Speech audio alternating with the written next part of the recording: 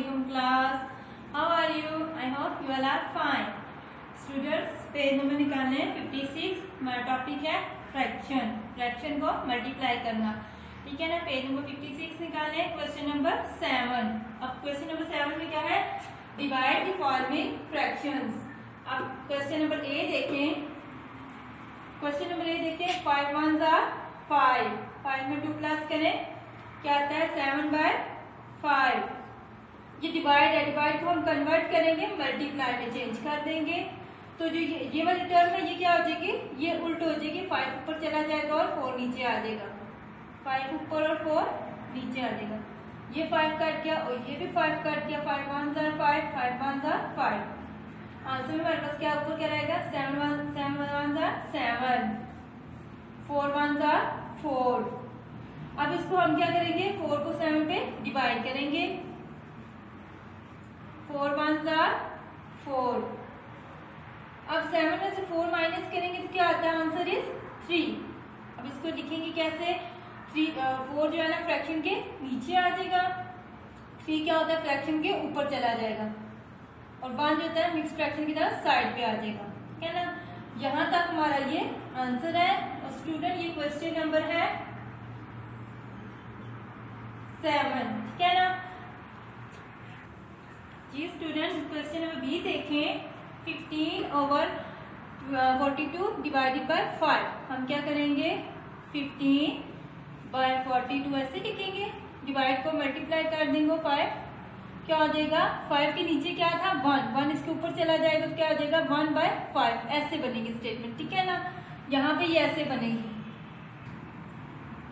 जी. Student जब हमने इसको मल्टीप्लाई किया ना, इसको चेंज किया तो इसके नीचे 1 था. 1 जो ऊपर चला गया और ये 5 नीचे आ गया इस तरह.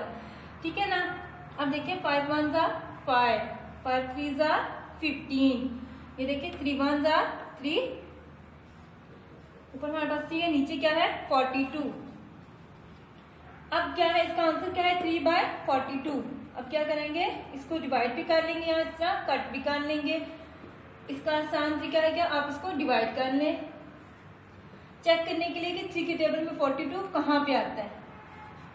42 divided by 3.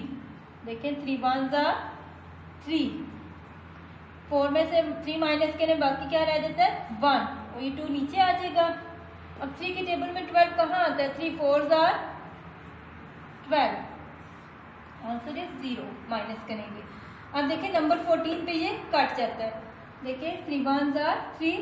3 14s are 42.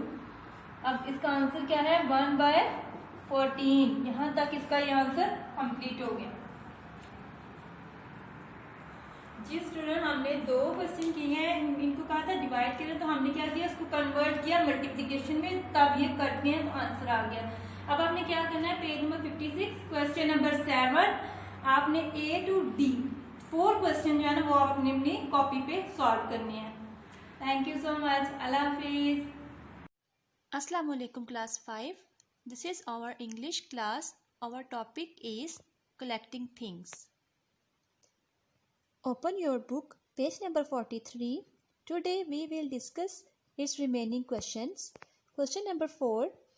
Why do you think one should not pick more flowers than one needs? आपका क्या ख्याल है कि किसी को एक ज़रूरत से ज़्यादा फूल क्यों नहीं तोड़ने चाहिए?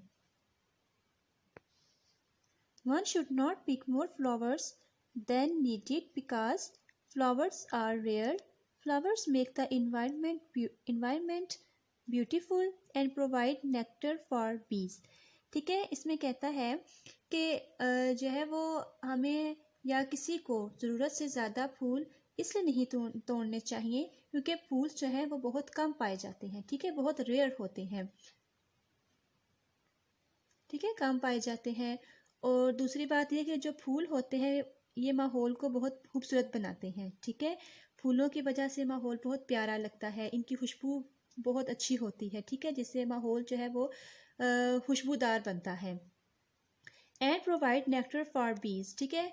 और मक्खियों के लिए ये मक्खियों को ये जूस फ्राहम करता है, रस फ्राहम करता है. ठीक है.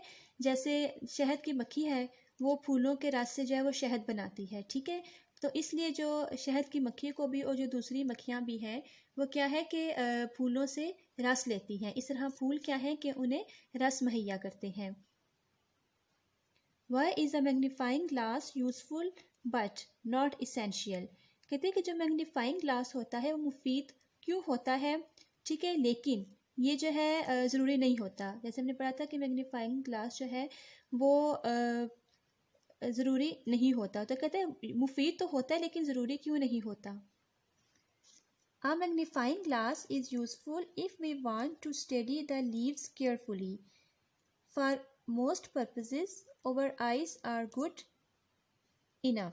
ठीक है, अब क्या है कि मैग्नीफाइंग ग्लास इंपॉर्टेंट तो होता है, मतलब मुफीद तो होता है। जब कब होता है, जब अगर हम जो है वो पत्ते को बहुत केयरफुली जो है वो उसको स्टडी करना चाहते हों, ठीक है, मीन्स को हम बहुत एहतियात से या बहुत गौर से जो है पत्ते को उसका मुतालिया करना चाहते हों, इसलिए मैग्नीफाइंग ग्लास जो है वो उस मुफीद होता है क्योंकि ये चीज़ों को बड़ा करके दिखाता है। लेकिन कहते हैं कि बाज़ दफ़ा या आम तौर पर जो हमारी आँखें हैं ये जो है वो बेहतर होती हैं चीज़ों को देखने के लिए, ठीक है, तो लाजमी नहीं कि जो है वो मैग्नीफाइंग ग्लास ही यूज़ किया जाए।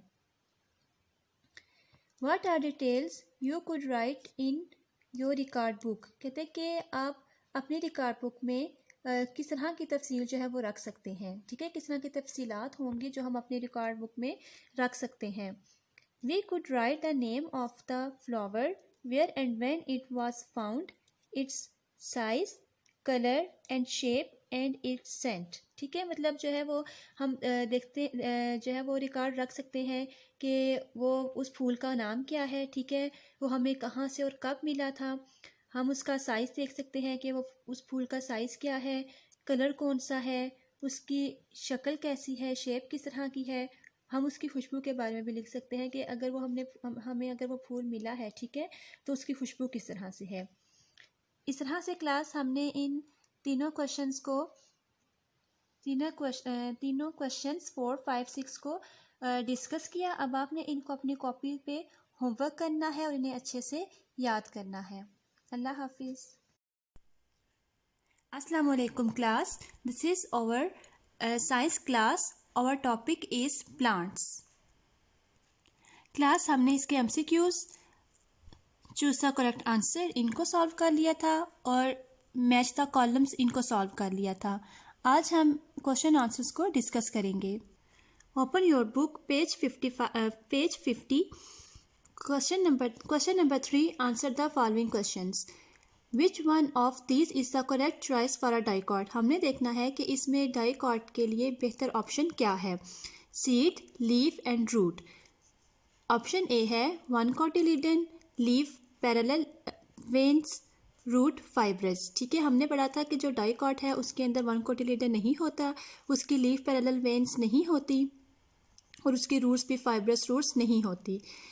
ऑप्शन बी है 2 कोटिलीडन्स, लीफ पैरेलल वेन्स और रूट टैप रूट्स। सीड में 2 कोटिलीडन्स तो होते हैं, ठीक है, लेकिन लीफ पैरेलल वेन्स नहीं होती और रूट्स टैप रूट्स होती हैं। जबकि सीड और रूट तो डाइकॉट की हैं लेकिन उसके लीफ पैरेलल वेन्स नहीं होते। इसका मतलब है कि ऑप्शन बी भी नहीं है। ऑप्शन सी है 2 cotyledons, net like veins and tap root, ठीक है। अब डाइकॉट में 2 कोटिलीडन्स होते हैं, इसके लीफ नेट लाइक वेन्स होते हैं, ठीक है, इसका जो लीफ होता है वो नेट लाइक वेन्स होता है और रूट जो है वो टैप रूट होती हैं। इसका मतलब है कि तीनों जो सीड, लीफ और रूट की जो तीनों खसूसियात हैं, ठीक है, ये किसकी हैं, डाइकॉट की। इसलिए सही ऑप्शन क्या है, सी। इसको हम सर्कल करेंगे। क्वेश्चन नंबर 2 है विच one of the following is the correct choice for a monocot, ठीक है। हमने जो है वो सही जो ऑप्शन है, ठीक है, मोनोकॉट के लिए उसको देखना है। सीड है 1 cotyledon, leaf parallel veins, root fibrous, ठीक है। बी है 2 cotyledons, leaf parallel veins, root tap root. Option C है 2 cotyledons, leaf net like veins और रूट टैप रूट। अब हमने पढ़ा था जो मोनोकॉट होता है उसके अंदर 1 कोटिलीडन होता है उसका लीफ पैरेलल वेन्स, ठीक है, और जो रूट्स होती हैं फाइब्रस रूट्स होती हैं। इसका मतलब है कि ऑप्शन ए जो है वो करेक्ट होगा, क्योंकि ये तीनों खसूसियात किस में पाई जाती हैं, मोनोकॉट में। तो हम ऑप्शन ए को सर्कल करेंगे। अब क्वेश्चन नंबर 3 है class, define the following terms, ठीक है, हमने इनको डिफाइन करना है। Seed coat, cotyledon, embryo, angiosperm, gymnosperm. सबसे पहले है class seed coat. Seed coat क्या होता है?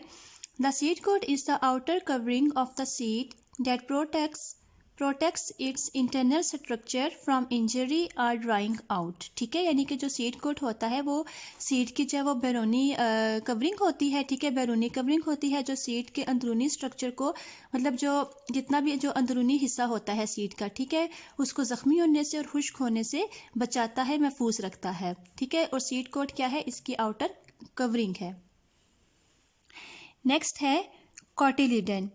Cotyledons are leaf-like structures that provide food to the embryo, ठीक है। अब cotyledon क्या है कि एक पत्ते की तरह का जो है वो स्ट्रक्चर होता है जो कि एम्ब्रियो को खुराक मुहैया करता है, ठीक है।